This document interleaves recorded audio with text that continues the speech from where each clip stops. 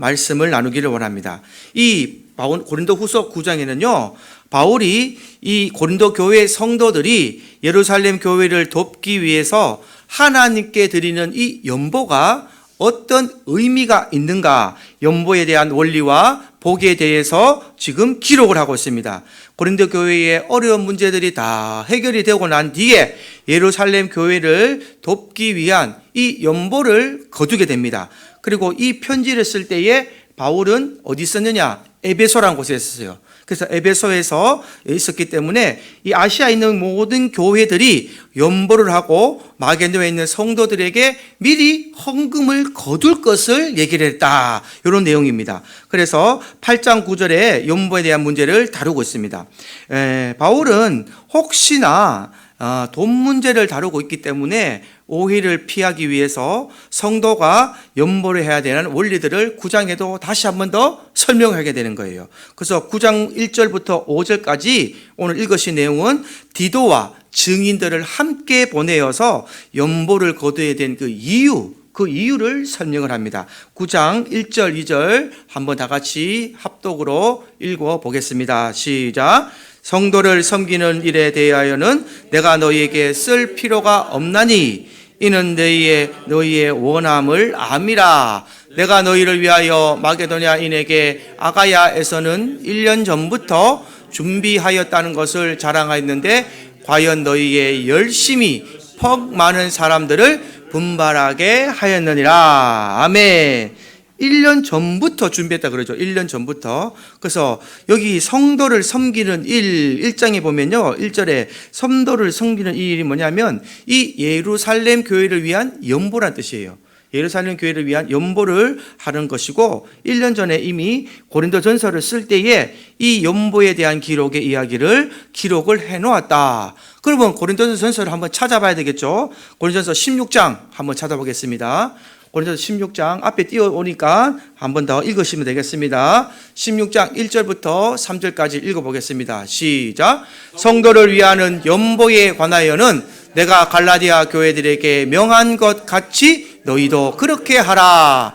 매주 첫날에 너희 각 사람이 수입에 따라 모아두어서 내가 갈 때에 연보를 하지 않게 하라.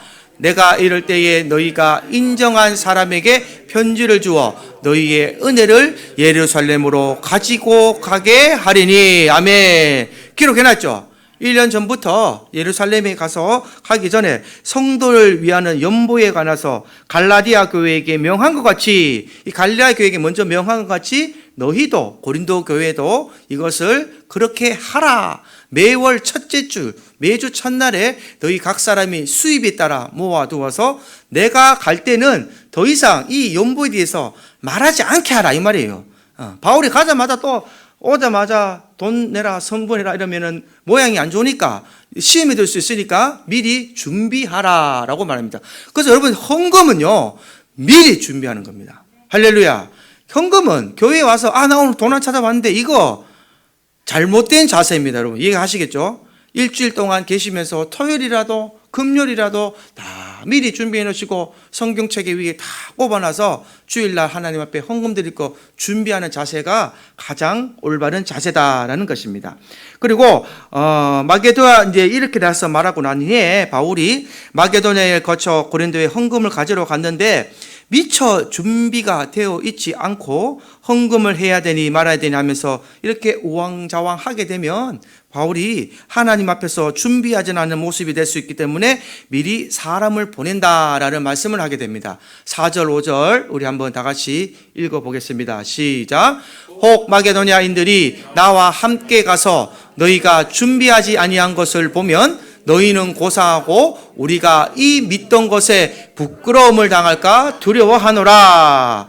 그러므로 내가 이 형제들로 먼저 너희에게 가서 너희가 전에 약속한 연보를 미리 준비하게 하도록 권면하는 것이 필요한 줄 생각하였노니 이렇게 준비하여야 참 연보답고 억지가 아니니라. 아멘. 이렇게 바울이 설명하는 거예요. 4절 다시 보겠습니다. 내가 갔을 때 너희가 준비 아니한 것을 보면 내가 이 믿던 것에 너희를 믿고 내가 지금 가는데 가고 나서 부끄러움을 당하게 되는 거죠. 그죠? 헌금을 뭐 하는 것이 아는 것이야 예루살렘 교회를 위해서 돕기 위해서 함께 거두자는 것에 대해서 부끄러움을 당하게 된다. 그래서 5절에 뭐라 그럽니까? 5절에 보면 미리 준비하게 하도록 권면하는 것이 필요한 줄 생각하였노니. 할렐루야.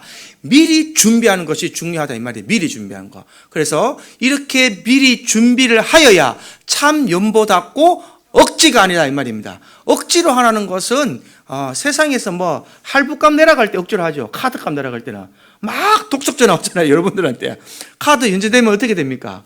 다음 날부터 전화 오고 난리가 나죠. 막 돈 내라고 막. 그러나 하나님께 하는 헌금은 억지가 아니라 이 말이에요.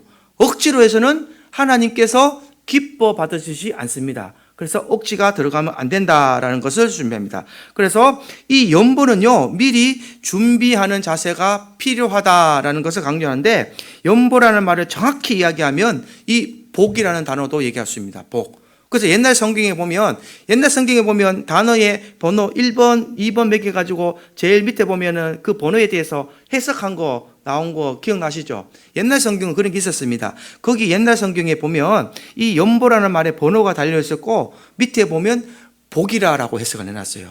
그래서 연보를 복이라고 해석했습니다. 그래서 이 연보라는 단어의 복의 원래 의미가 뭐냐면 복이라는 단어입니다. 복. 그래서 이 연보라는 하나님께서 내게 주신 은혜와 복을 연보라 그러는 거예요.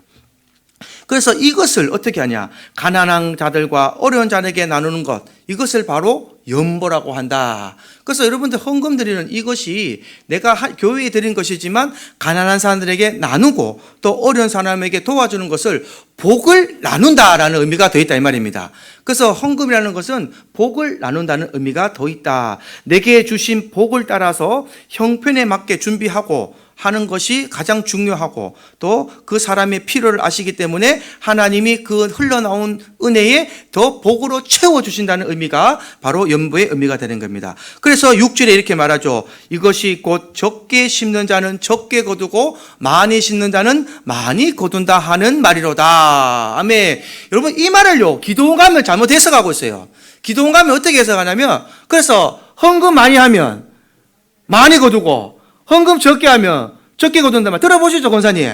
이거 누구라도 들어갔습니다. 이게 아니라는 거예요. 이거는 세상 사람들이 하는 얘기입니다. 어디 하나님이 어디 성경에 돈 많이 내면 복 많이 주고 적게 내면 적게 준다 하면 여러분들은 여기 복 받을 사람 아무도 없어요. 돈 몇십억씩 헌금하는 사람 얼마나 많은데 세상에. 안 그렇습니까? 서울에는요 몇 억씩 몇십억씩 하는 사람도 많아요. 그런데 어떻게 우리는 돈 어떻게 못 드리는데 하나님께 복 받기를 바랍니까? 이거 아니라는 거예요. 잘못된 해석입니다. 연보가 어떤 뜻이냐면 복으로 해석해야 돼요. 복으로. 그래서 내게 받은 복대로 하나님께 드리면 하나님이 부리는 그 복대로 다시 더 은혜 위에 은혜, 복 위에 복으로 갚아주신다 이 말입니다. 할렐루야. 그래서 복 많이 받는 사람은 많이 냈으니까 또 복을 많이 또 하나님께 드리는 거고 또 복을 적게 받은 사람도 그 받은 복대로 드리니까 그 드린 대로 거두게 된다 이 말 뜻이지, 이거를 돈으로 해석하면은 성경에 오류가 오고 믿음에 시험이 들게 되는 거예요. 동전 두 입을 기뻐하셨던 예수님의 그 말씀을 기억하시는 여러분들 되기를 주님의 이름으로 축복합니다. 과부가 동전 두 입을 댔을 때에 그는 성향비를 전부 넣었다 그러면서 이 중에 많은 헌금을 했다고 하나님이 하셨습니다. 주님 했다는 말을 기억하셔서 이 말씀을 잘못 해석하지 마라. 헌금은요 욕심으로 하는 것이 아니라 억지로 하는 것도 아니지만 많은 금액이 되는 게 아니라 얼마나 중심으로 드렸냐라는 것이 하나님을 보신다라는 것으로 기억하시길 바랍니다. 그래서 말씀의 원리를 따라 내게 주신 복을 따라 은혜대로 형편대로 하면 하나님께서 반드시 복을 심는 자는 복으로 갚아주신다라는 의미가 있는 거예요. 그래서 바울은 7절에 다시 헌금의 원리와 원보의 원리를 설명합니다. 우리 7절 다 같이 한번 합독으로 읽어보겠습니다. 시작. 각각 그 마음에 정한 대로 할 것이요 인색함으로나 억지로 하지 말지니 하나님은 즐겨내는 자를 사랑하시느니라. 아멘. 각각 그 마음에 정한 대로 하셔야 됩니다. 헌금은 각각 그 마음에 정한 대로. 남이 막 100만 하니까 나도 100만 해야지 그렇게 했는데 막상 하려고 하니까 형편이 안 되고 어려우면 그 사람이 그 헌금을 내기 위해서 예를 들어서 막 힘들게 남한테 굽게나 아니면 막 생활비 줄여서 했는데 또 사생활을 하다 보니까 생활이 안 되잖아요. 그렇게 해서 하면은 그 사람 마음에 어떤 마음이 되겠어요? 아, 헌금 괜히 많이 해가지고 내가 이래 힘들다. 여러분, 이 마음 들면은 하나님이 아유, 그래도 내가 복 줄게. 이놈아, 돈 더 내봐라. 이렇게 하시겠어요? 하나님 그 예물을 기뻐 받으시겠습니까? 우리 하나님은요, 이 온 세상이 하나님 거예요. 할렐루야. 헌금 내는 중심을 보시는 것이지, 누가 뭐 1,000,000원 냈다고, 아우, 나도 1,000,000원 내야지 복 받나? 이게 아니라는 거예요. 저 어릴 때 좀 이렇게 배웠어요. 솔직히 죄송하지만. 막 그래서 막 헌금도 막 많이 해야 되는 줄 알고, 작정헌금. 여러분 들어봤어요? 작정헌금? 요즘은 작정헌금 많이 없어졌죠? 작정헌금 여러분 뭔지 아세요? 돈도 없는데 작정해서 내라는 거예요. 작정해서. 그래가지고 우리 교회는 없었지만 다른 교회 말 들어보면요, 어떤 목사님은 진짜 실제로 저는 들은 얘기입니다. 어떤 분이 한 100만 원의 작정금을 했다고 하시다. 목사님이 당연실로 부르더래요. 그러고는 다른 사람 봉투를 이렇게 쭉 보여주더래요. 뭐 느끼는 거 없습니까, 장로님? 뭐 느끼는 거 없습니까, 권사님? 이러더래요, 진짜. 그 얘기 진짜 들었어요, 실제로. 그래서 이거는 강요 아닙니까, 진짜? 무언의 강요 아닙니까? 이거는 하나님 방법 아닙니다, 여러분. 그래서 그러면 그 권사님 막 마음에 안 딱 보니까 어쩔 수 없이 일자를 4자로 고쳤다 하더라고요. 일자를 표시한다고 4자로 이렇게 4가 꽂혔대요. 그게 무슨 교회입니까, 솔직히? 예? 하나님께서는 여러분들에게 주신 복대로 마음에 정한 대로 여러분 힘껏 하시기를, 헌금하시기를 주님 여러분 축복합니다. 억지로 하는 게 하나님 아니라 즐겨내라 그런 거예요. 그래서 하나님은 즐겨내라는 거예요. 이것도 즐겨내라는 것이 뭐냐면, 내가 예를 들어서 한 달에 10만 원 내기 힘들 것 같으면 2만 원씩 3만 원씩 즐겨내는 것도 좀 쉽죠. 좀 나눠서 내는 거 쉽잖아요. 이렇게 즐겨서 하나님께 드리다 보면 그것이 하나님이 복을 주시고, 또 즐겨내다 보면 하나님의 은혜를 체험할 거 아닙니까?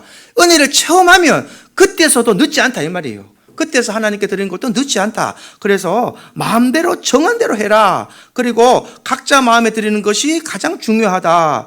그리고 하나님이 뜻을 주실 때는 해도 됩니다. 제가 헌금 드릴 때에 가장 잘했다고 얘기하는 거, 지금 떳떳하게 한번 얘기할 수 있는 것은 살아온 평생에 한 번밖에 없어요. 부족하지만 한 번밖에 없습니다. 그래도 나는 그게 그 한 번이 나는 참 그래도 참 잘했다라는 생각이 들 때가 언제였냐면, 아마 지금도 그 김덕근 목사님 모를 수도 있어요. 제가 40일 금식 처음 마치고 새벽 기도 탁 드리고 들어가는데 하나님이 그런 생각을 한번 주시더라고요. 너 만약에 네가 가진 것 내게 다 달라고 하면 줄 수 있겠느냐라는 마음을 주더라고요. 그때 내가 그때 일하고 난 뒤에 첫 봉급 받을 때였어요. 그래가지고 내 통장에 얼마 있었냐면 딱 312만 원이가 있었어요. 312만 원. 근데 내가 아멘 하나님 드렸죠. 그때는 금식 마치고 나니까 막 불같이 일타 아닙니까? 아마 그 뒤에 하락했으면 또 못했을지도 몰라요. 그 당시로는 하겠더라고요, 진짜. 내가 뭐 내 평생의 전 재산 아닙니까, 그 당시로는.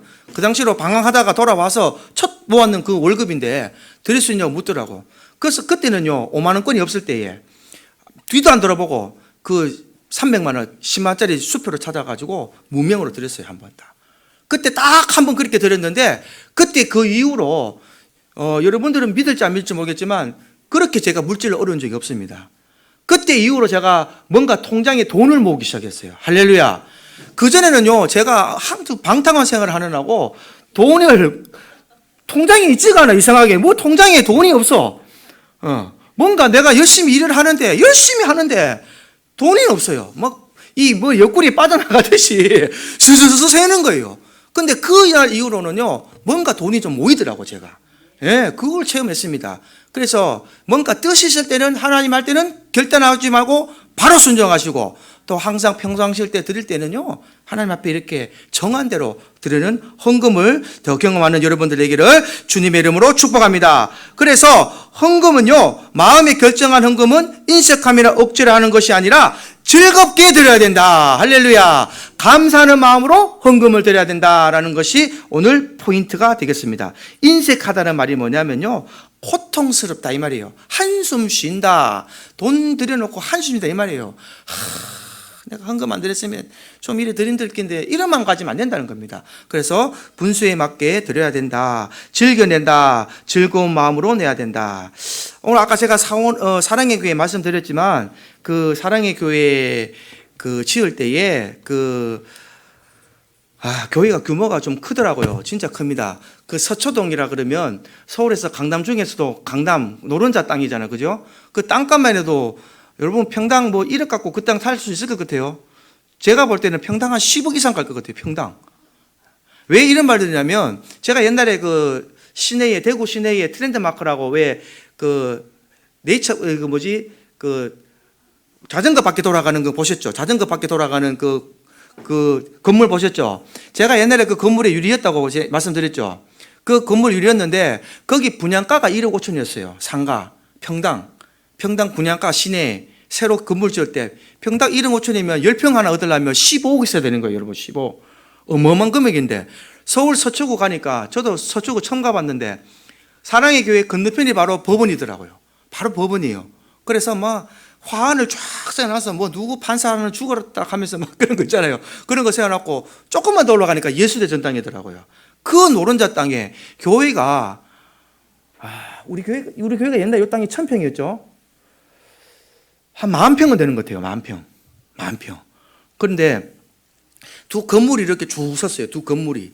그런데 이쪽은 8층까지이고 이쪽은 14층까지입니다. 8층, 14층 건물이 있는데 요 밑에 지하, 요 건물 밑에 요 지하 있죠.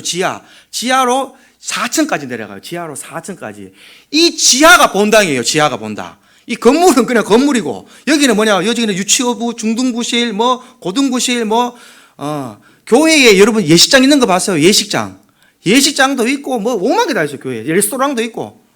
그리고 지하가 성전이더라고. 지하에 7,000명이 들어가. 7,000명. 그래서 교회에 내려갈 때는 어떻게 내려가느냐? 백화점에 있는 에스컬레이터 있죠. 에스컬레이터 타고 내려가. 양쪽에서 에스컬레이터 타고 내려가는데 이 교회를 지을 때에 내가 왜 이런 얘기 자꾸 하냐면 이 교회를 지을 때에 얼마 들어갔느냐면 건축비만 3천억이 들어갔대요. 3천억. 우와, 3천억. 어마어마한 금액이죠. 3천억이 들어갔는데 건축비만 3천억이 들어갔는데 오정현 목사님이 이거를 지을 때에 말도 많았대요. 말도 많고 탈도 많고 어떻게 할 수 있을까 하고 주님한테 막 기도를 하고 선포를 했는데 우리 옥하는 목사님하고 대화를 했는데 이 교인들이 헌금을 얼마 했는가 궁금하지 않습니까? 건축 헌금이 2,400억이 들어왔대요. 2,400억이. 그리고 가장 많이 하신 헌금, 개인이 가장 많이 하는 헌금이 누가 있냐니까 뭐 이름은 밝히지 않지만 모 장로님이 10억을 했대요. 10억을. 혼자 개인이. 그런 어마어마한 규모를 기하시는 데에 그 사람들이 아마 억지로 냈겠습니까? 자원해서 냈겠습니까? 자원해서 냈다고 저는 생각합니다. 할렐루야. 억지로 막 헌금하세요. 건축 헌금하세요. 이게 아니라 자원해서 내니까 하나님 역사가 일어나서 교회를 그렇게 지은 거예요. 그래서 내가 그 교회를 보면서 느낀 게 하나님은 이 땅에서 일하실 때에 옛날에는 제가 대형교회에 대한 약간 부정적인 생각도 있었습니다. 그러나 요번에 가서 느낀 게 뭐냐면 만부장, 천부장, 백부장 생각을 주시더라고요. 만부장을 데리는 하나님이 쓰시는 종이 있고 또 1,000명이 되는 종이 있고 또 10,000명, 1,000명 되는 100명 되는 종이 있다는 것을 주시더라 이 말입니다. 그래서 하나님이 또 대형교회는 대형교회대로 하나님이 쓰시고 또 중형교회는 중형대로 쓰시고 또 소형교회는 소형대로 쓰시는 그 하나님의 큰 뜻이 있다라는 것을 깨닫고 와서 내가 할 수 있는 것은 맡은 자리에서 충성하면 된다. 할렐루야. 그 대형교회 목사님, 중형교회 목사님 부러워하는 것이 아니라 내 맡은 자리에서 부러워하지 말고 여기서 충성을 다하고 또 하다 보면 우리 교회도 중형교회가 될 수 있고 대형교회로 할 수 있고 할렐루야. 하나님이 하시는 일은 무궁무궁하시다. 오정현 목사님이 미국 미가주에서 사랑의 교회 개척하실 때 10명 두고 하셨다 하더라고요. 10명 두고. 그분은 개척교회도 하셨고 중형교회도 하셨고 대형교회도 하고 다 해보셨대. 그러면서 자기가 목회자를 힘을 내시라고 그러면서 마지막 우리에게 준 메시지가 뭐였냐면요. 제가 아까 지금 띄워줘도 됩니다. 에스겔서 16장 6절 한번 띄워주세요. 에스겔서 16장 아까 찬양문데 그게 딱 생각이 났어요. 개회 예배 때에 우리들에게 주는 메시지가 이 메시지였어요. 이게 오정현 목사님이 받은 메시지랍니다. 우리 한번 16장 6절 읽어보기를 바랍니다. 시작. 내가 내 곁으로 지나갈 때에 내가 피투성이가 되어 발짓하는 것을 보고 내게 이르기를 너는 피투성이라도 살아있으라. 다시 말하기를 너는 피투성이라도 살아있으라 하고. 아멘. 피투성이라도 살아있으라 라는 말씀을 주더라고요. 우리한테 전부 다. 여러분, 피투성이라도 살아있어야 목회가 다시 성공하고 일어설 수 있습니다. 그 말씀 주시더라고요. 오늘 저와 여러분들에게 꼭 필요한 말씀이라고 저는 생각합니다. 우리 교회가 크고 작고가 중요한 게 아니라 우리는 이 땅에서 고난을 당하고 힘겹고 어려울지라도 피투성이라도 살아있어야 하나님이 회복시켜 주시고, 할렐루야, 하나님이 비전을 주시고 고난과 핍박을 통과해야만 하나님께서 일으켜 주시는 큰 은혜가 있을 줄 믿습니다. 피투성이라도 살아있어라, 이런 구절이 다 있어요. 성경에 어마어마한 말씀이 있죠. 그래서 물론 이스라엘 백성들을 향한 말씀이지만 피투성이라도 살아있으라는 이 메시지를 받고 오전에 목사님이 그렇게 일어섰다는 말씀 듣고 나도 피투성이라도 살아있다. 오늘날 저의 얘기가 아니라 여러분들 얘기도 되는 겁니다. 피투성이라도 살아있으라. 살아있어야 하나님의 역사가 일어납니다. 할렐루야. 그래서 살아있고 우리에게 이 건강한 체력을 주시고, 여러분 지금 두 발로 나오셨잖아요. 감사해야 됩니다. 감사하는 여러분 되기를 주님의 이름으로 축복합니다. 그래서 그 감사를 예물을 드리고 기쁨으로 연보하는 것이 하나님의 뜻이다. 그래서 이 연보를 드리고 이 가난한 자들을 쓰여질 때에 하나님이 복의 복을 더하여 주신다. 할렐루야. 내게 흘러나온 복을 하나님께서 더 채워주시는 그런 복을 체험하고 가시는 여러분들에게를 주님의 이름으로 축복합니다. 8절에 그렇게 바울이 얘기합니다. 8절에 바울이 그렇게 얘기하죠. 시작. 하나님이 능히 모든 은혜를 너희에게 넘치게 하시나니 이는 너희로 모든 일에 항상 부은 것이 넉넉하여 모든 착한 일을 넘치게 하려 하심이라. 아멘. 이게 헌금의 원리가 되는 거예요. 착한 일을 하면, 넘치게 하면 하나님이 우리에게 모든 은혜를 넘치게 주시겠다는 겁니다. 할렐루야. 복 못 받은 사람들 제가 단호하게 얘기할 수 있습니다. 하나님이 시킨 대로 안 하니까 복 못 받는 거예요. 할렐루야. 하나님을 믿는다고 하면서 재산은 다 내 거고, 내가 어떻게든 더 넓은 집 이사 가야 되고, 내 땅도 사야 되고, 자손들도 물려줘야 되고, 물론 그럴 수 있습니다. 우리가 사람이기 때문에. 그러나 이것을 하나님 앞에 주신 복대로 나누면서 하는 사람과 그냥 내 것과 챙기는 사람은 다르다 이 말이에요. 아멘입니까? 하나님이 주신 이 복을 사람들에게 나누고 또 흘러 넘치는 복으로 또 그걸 체험하게 되면 하나님께서 여러분들에게 복을 흘러 넘치도록 주실 줄 믿습니다. 이것이 바로 9절에 보면 바울이 그렇게 얘기하죠. 기록된 바라고 얘기하면서, 기록된다 말은 뭐냐면 성경이 있다 이 말입니다. 이 바울의 말이 아니라 성경이 기록이 되어 있다. 뭐냐? 그가 흩어 가난한 자들에게 주었으니 그가 영원토록 있느니람과 같으니라. 아멘. 이게 시편 112편 9절 말씀입니다.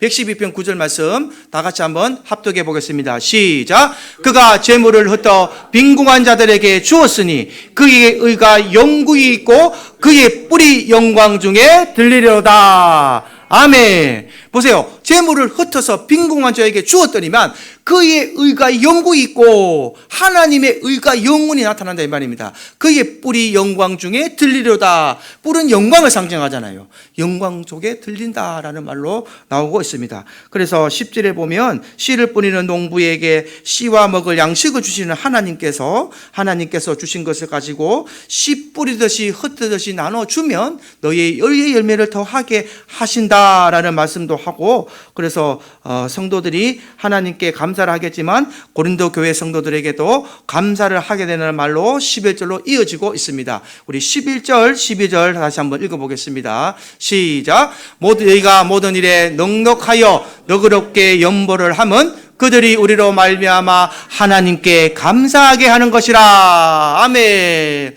이 봉사의 친구가 성도들의 부족한 것을 보충할 뿐 아니라 사람들이 하나님께 드리는 많은 감사로 말미암아 넘쳤느니라. 아멘.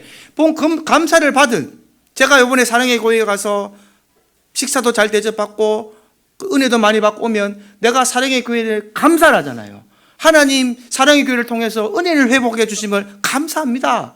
할렐루야. 여러분들이 어디 교회에 가서 다른 교회 집회를 가게 되면 그 교회에서 은혜 받으면 그거 가서 감사금 드리죠. 감사하니까 드리는 거예요. 은혜를 받으니까. 그러니까 베푸는 자도 즐겁고 받은 사람도 감사를 드리게 되는, 이게 하나님 나라의 사이클이다 이 말입니다. 할렐루야. 하나님 나라의 이 사이클은, 이 감사가, 나눔과 감사가 계속 이어져야 된다. 그래서 14절에는요, 도움받은 성도들을 위해 기도한다는 것입니다. 성도들이 우리를 위해 기도한다 이 말입니다. 도움받은 성도들. 14절에 우리 다 같이 한번 합독을 해보겠습니다. 시작. 또 그들이 너희를 위하여 간구하며 하나님이 너희에게 주신 지극한 은혜로 말미암아 너희를 사모하느니라. 아멘. 아멘. 우리를 위하여 간구한다 이 말입니다. 헌금 나온 물질 나온 교회를 위해서 우리가 만약에 예를 들어서 가창교회나 여기 뭐 다른 큰 교회 동부교회에서 우리가 지원을 받았다 예를 들어서, 그러면 제가 한마디 기도할 때도 그 교회를 위해서 기도 안 하겠습니까? 지금 우리 큰 교회 분당 우리 교회 이찬수 목사님은 지금 월세 못 내는 교회들 또 초교파들 지금 나눔하고 있습니다. 그러니까 그런 큰 교회는 그런 일을 하고, 만약에 그 흘러나온 물질이 분당 우리 교회 이찬수 목사님이 줬다고 생각하겠습니까? 하나님이 이찬수 목사님을 통하여 흘려보냈다고 생각하겠습니까? 후자가 가깝겠죠. 그러면 그 교회는 하나님께 감사를 드리면서 그래도 분당 우리 교회를 위해서 기도한다 이 말입니다. 그렇지 않겠습니까? 분당 우리 교회가 우리 그 성도들의 헌금이 우리 미약한 교회에 이 월세를 못 내는 그런 교회를 위해서 헌금을 해서 드렸기 때문에 한다라고 생각한다. 이것이 바로 교회와 성도들이 해야 할 일이다라고 가르치는 것이 바로 8장 9절에 대한 이 연보의 대우와 헌금의 원리를 얘기하고 있습니다. 세상에는 욕심에 매여서 다투고 싸우고 빼앗기고 짓밟히지만 성도는 어떻게 살아야 되냐? 서로 섬기고 사랑하고 나눠주는 그런 역사가 있어야 되는 것이 바로 하나님의 성도의 삶의 모습이 되는 것입니다. 성경은 이거를 가르치고 있어요. 그래서 구원은 값없이 주는 하나님의 은혜입니다. 구원은 하나님이 값없이 주시는 선물입니다. 그러나 구원받은 성도는 그냥 내 예전의 모습으로 사는 것이 아니라 하나님이 가르쳐 주신 이 성경대로의 가르침대로 살아가야 하는 것입니다. 그것이 바로 성도의 삶의 모습이 되는 거예요. 그래서 이 삶대로 살아갈 때에 천국 보좌에서는 막 기쁨의 잔치가 울리는 겁니다. 그리고 우리의 모습을 보고 불신자가 다시 하나님을 믿게 되고 예수의 향기를 맡은 그 자들이 다시 주님께로 돌아와서 이 불신자가 마음을 열어 예수를 영접하게 될 때에 하늘 보좌에서는 천국 잔치가 열린 겁니다. 할렐루야. 천국에서 잔치가 막 열리는 거예요. 너희들의 이런 모습과 이런 행위가 불신자들이 보고 따라와서 너희의 향기를 맡고 따라와서 다시 새 생명을 얻었으니 내가 기쁘고 기쁘도다. 내가 너희 교회에 은혜의 은혜를 더하노라. 할렐루야. 우리 샘물교회가 이렇게 가기를 원합니다. 우리 샘물교회의 머리는 목사도 아니고 장로도 아니고 오직 예수 그리스도가 머리가 되시고 예수 그리스도의 머리에 그 나오는 지혜와 지식으로 말미암아 우리 각 지체들이 그 자리에서 충성을 다하여 헌금하며 연보하며 가난한 자를 살펴보고 구제하면서 하나님 뜻대로 살아가는 샘물교인들의 권속들이 다 될 수 있기를 주님의 이름으로 축복합니다. 할렐루야. 찬송가 521장 찬송 드리겠습니다.